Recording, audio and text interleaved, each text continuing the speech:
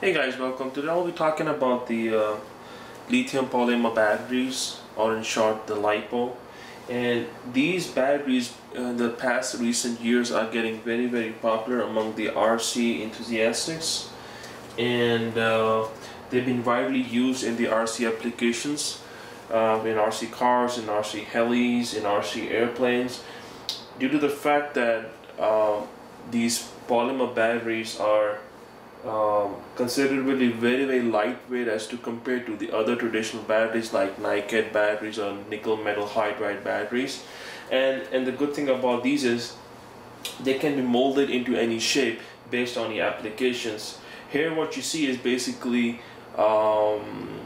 different sizes with different capacity and with different voltages here. So for example, if you look here, these are the 1S batteries, 3S batteries, 4S batteries, with different capacities. So basically, due to this facts, they're getting very popularity because they can be molded into any shape, plus they are kind of lightweight and relatively cheaper. They were expensive, so expensive at one point, but now they are getting a little bit cheaper, so they are much more affordable. Also, these batteries, they can come in various capacities. As I mentioned before, they have a very high discharge rate based on your application. Based what type of application you want, you can buy a high discharge batteries with a higher capacity. It depends on your application. So so basically, I would go into the introduction of these batteries a little bit. People have a lot of questions of, what type of battery should I be using, and how should I be charging these batteries? Are these batteries dangerous? What's the discharge rate? What's the time I can fly? And always I tell them that it always boils down to what type of application you want to use for. So for example, if you have a 450 size helicopter that will draw a 25 amp draw, say for example, if I have a 2.2 milliamp hour or 2.2 mAh battery capacity, and if I use this on a 450 size helicopter, which is rated for 25 amp, this battery will discharge in like maybe 5 or 5.5 minutes. So so basically, again, it all boils down to what type of application you have. So let me start off with, for example, how these batteries are and what's the difference between the 1-cell battery, 2-cell battery, 3S, 4S, 5S, 6S. They can go up to 14S, depending on all the applications. So pretty much this cell right here, this is the smallest of the pack. This is a 1-cell 160 milliamp battery. And if you see the size is basically the capacity. The size will give you the capacity. If you look at closely over here, I don't know if you can see it, but let me just bring it over. If you see this right here that says milliamp hours, that does how much the capacity is for this battery. So being this battery has a 160 milliamp and 1S, which is basically 1 cell is a 3.7 volts, will give you, it's being as the lightest or being a light battery than the other heavy batteries. Again, that depending on how much capacity do you need. So every cell, to begin with, every cell has a 3.7 voltage that is fixed, right? So 3.7, and as you go on, move to a 2-cell battery, will give you 7.4 volts. So what they do is, basically they put those cells in series, and when you say, for example, I take this battery, right? Let's take an example. That this battery, for example, is a 1S, and then I have another 1S battery. If I put this if I put them in series, what's gonna happen is that the voltage is gonna be double. So instead of having one 3.7, you're gonna have two 3.7 volts, and what that's gonna represent is a 2S battery, meaning you have 3.7 here and you have 3.7 here. They'll give you a 7.2 voltage. So this is considered as a 2S battery.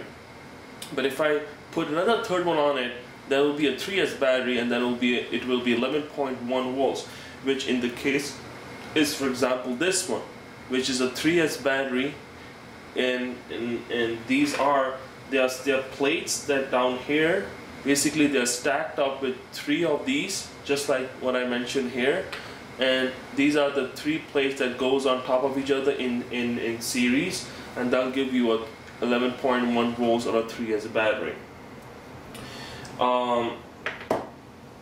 So basically this is how it is, and the size will depend on how much capacity of the battery is. So for example, this one is a 2.2 milliamp 2.2 amp or a 2200 milliamp battery. And if you look at this one, for example, and this one example, this is like an 800 milliamp or 0.8 amp battery, but both of these are a 3S battery, right? So both of them has a 3S battery, meaning both of them has a 11.1 volt rating, but because they have a different milliamp, meaning they have a different capacity, there are differences in size. They're different in size. This is a 2200 milliamp battery, this is the 800 milliamp battery. So basically that's why you see a difference in size. So again, it all depends on your application, it does come in different sizes and cells, and meaning in a voltage, different voltage at different capacity. So for example, if I go to the next one, for example, this one right here is a four cell battery, meaning there are 4 stacks of cells on top of each other, rating of 3.7 volts each. They'll give you a 14.8 volts, meaning they are basically 4 plates of 3.7 volt each on top of each other in series, and that's how they give you a 4S battery right here. Same goes for this one. It's also a 4S battery, but because again they have this is a 4.0 amp battery, this is a 3.0 battery. You can see how different its size is, because this one has the larger capacity than this one. This has a smaller capacity. Again and again, it all depends on your application and where you want to use it. You have to understand that every battery voltage and capacity will be different for every applications. So basically, so what is the capacity, right? We talk about a 3S battery and we say, okay, it's a 2.2 amp battery. So this 2.2 amp is basically the capacity, right? And this is a 3S battery, which is 11.1 volt with a 2.2 amp capacity. What does that mean? Say for example, you have a device that draws 2.2 amps, which is actually this, which draws 2.2 amps. So it will take 1 hour for this battery to discharge completely. If this application takes 1.1 amps, then this battery will drain in 2 hours. So basically this is rated as 2.2 amp per hour. That's what basically this is. Say for example, if I have a 4.0 amp, meaning if I have an application that draws 4.0 amp or 4 amp, it will take up to 1 hour to discharge this battery completely. But if I have an application that draws 8 amp, for example, this will take half an hour to discharge this battery completely, and vice versa. You can have 8, you can have 12. 12 will take you 15 minutes to start this battery, and so on. So this represents the capacity, which is the 4,000 milliamp or 4.0 amp, and so basically different applications have different drawing of amp. That all depends on that. Now another thing that I want to discuss about is if I take this 3S battery again, right? So you see this 2.2 amps, which is the capacity again, and 11.1 volts, which is the voltage of this battery. Then there's another thing that says it has the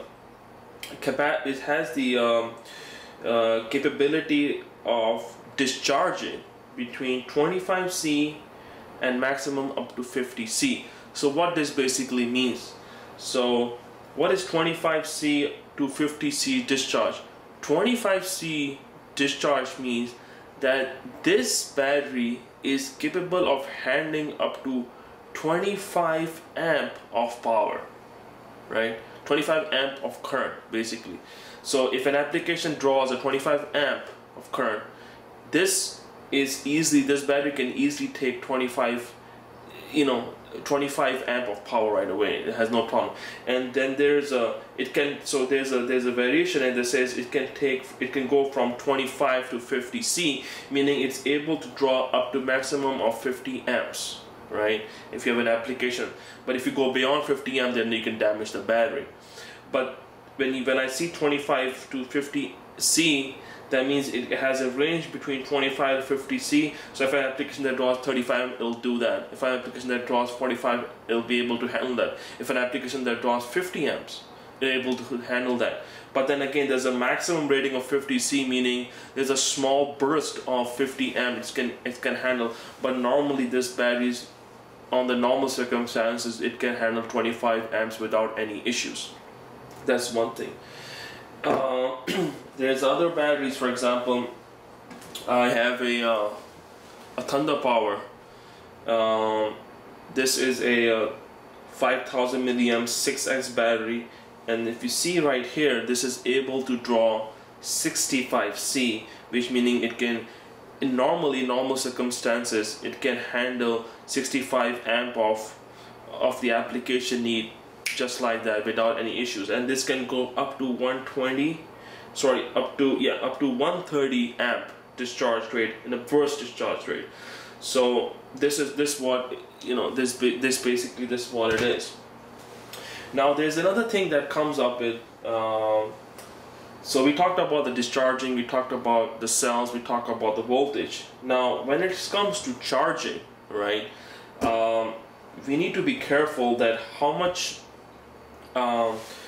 C charge can we do it. So for example, there's a rating on each battery that you can charge on. So for example, there are cells out there that can do a maximum charge of 1C, meaning that you can only charge it, let's say for example, if you have a 2.2 amp battery, you can only charge this at 2.2 amp, right?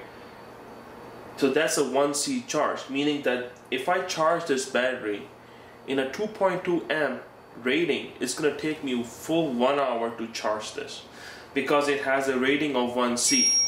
But let's say if I take an example of, if I take an example of this one, right, this battery right here, this battery is capable of taking up to 5C. If you see this, it says maximum charge of 5C rating. It means that it can go up to 5 times, meaning if it's a 0.8, if it's an 0.85 rating, you can go up to let me get the calculator quick, so I'll give you exactly the number required. So if it's a 0.85 rating, I mean if it's a 8050 milliamp, right, so that means it's a 0.85 amps, and then 0.85 you can multiply by 5C charge rate. So basically you can charge this on a maximum of 4.25 amps, and this will charge in 12 minutes. So for example, if I have a 1C, again, if I have a 1C rating, I'll charge this battery in a 0.5 amp range only. If it's only 1C capable, it'll take me 1 hour. But if it's a 2C charge capable, so I can charge it in half an hour, right? But and if it's a 3, if it's, let's say, if it's a um, if it's up to, if it's a 3S rating, right? If it's a 3S, then it will charge in approximately like close to 15 minutes or maybe 20 minutes. But if it's a 5C charge, it can charge in less than, or probably theoretically speaking, in 12 minutes. So this charge rate depends on your rating of the battery. But if it's a battery is rated 1C, you cannot charge more than 1C, meaning for this one you cannot charge more than 0.85 because it's an 850 milliamp battery. Otherwise you're going to damage the battery right away. And be very careful with these batteries, because these batteries do catch fire if you overcharge them, because each cell cannot go beyond 4.2 volts, and you cannot basically plug in these batteries on an ordinary charger like you can just put in there. There's a balance charge, there's a balance connector right here, and what this balance connector does is that each of these, for example, they are connected to each. So if you see it 3, right, and 1 red port, meaning there are 3 of these which are the ground ones, and then there's a 1 charge cable. So each of these each of these wires are connected to the to 3.7 batteries in there, which is, in this case, there are 3. So they have to be balance charged, and they cannot go more than 4.2. Otherwise, you're gonna damage the battery. So if it's 11.1 rated, you can go up to maximum of 12.6 volts. If you go more than that, you're gonna basically damage the battery. That's one thing to be very careful of. The other thing is, and I'm just trying to remember, I just thought about something to talk about and I totally forgot about this. The other thing with these, balance board, there are special chargers that are meant to charge these batteries. Again, you cannot charge this on an ordinary charger, and those charger has to be compatible with the Lipo.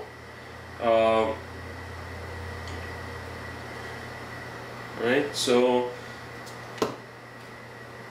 that's the basics of the Lipo batteries. I mean, again, yeah, different sizes, different voltage ranges and all that stuff. And most people, they also do in this way, for example. And there's another way you can, there's another application you can have these batteries used. For example, you can have these. Let me take an example. If I have, let's say if I have 2 of these batteries, right? And these batteries are rated 4.0 amp and 4.0 amp. What you can do is you can do 2 things with these batteries, right? You can either parallel them, right? And in parallel, what you're gonna do is you're gonna doubling the capacity. So for example, if you use a parallel connector with these, you're going to be pretty much doubling your capacity, but your voltage is going to remain the same. So if this is a 4S battery, meaning it's a 14.8 volt, your both batteries will have 14.8 volts, but because it's using a parallel connector, your current your capacity is going to double, meaning it's going to go from 4.0 to 8 amp. So basically you're doubling the capacity. But if you don't want to use the capacity but you want to use the volts, for example, this 4S batteries, if you connect them in series, this will double up your voltage, meaning it can go from the 4S cell to the 8S cell, right? And it depends on what type of application do you use. You can go from 4S to 8S, or you can double your capacity with 4 amp to 8 amp, and this is how it is. You can work this, right? Okay, so again, if it's rated 1C, you only can charge up to 1C rate, meaning 2.2 amp battery right here will take 1 hour to charge on a 2.2 amp charger. 4.0 battery here will charge in 1 hour if it's 4.0 amp rated. If it's 2.0, charger rated, then it's going to take you 2 hours to charge this.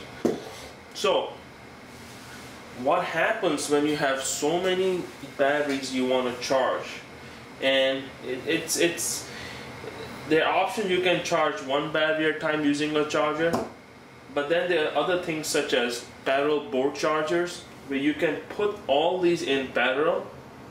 You can have similar batteries in parallel. For example, I have a couple of more batteries. For example, has to have the same rating, have to have the same the amps can be different, but the voltage have to be same, and also they have to be discharged. They have to be charged on this. They have to be charged on the same rate. You cannot charge at a different rate. So you want to make sure that you have a same kind of batteries from same kind of manufacturer. You want to know what the charge rate of these batteries would be, and you want to be very careful on how much the battery is discharged, right? So if it's 60% discharged, you want to make sure that all these batteries are 60% discharged if you want to do a parallel charging.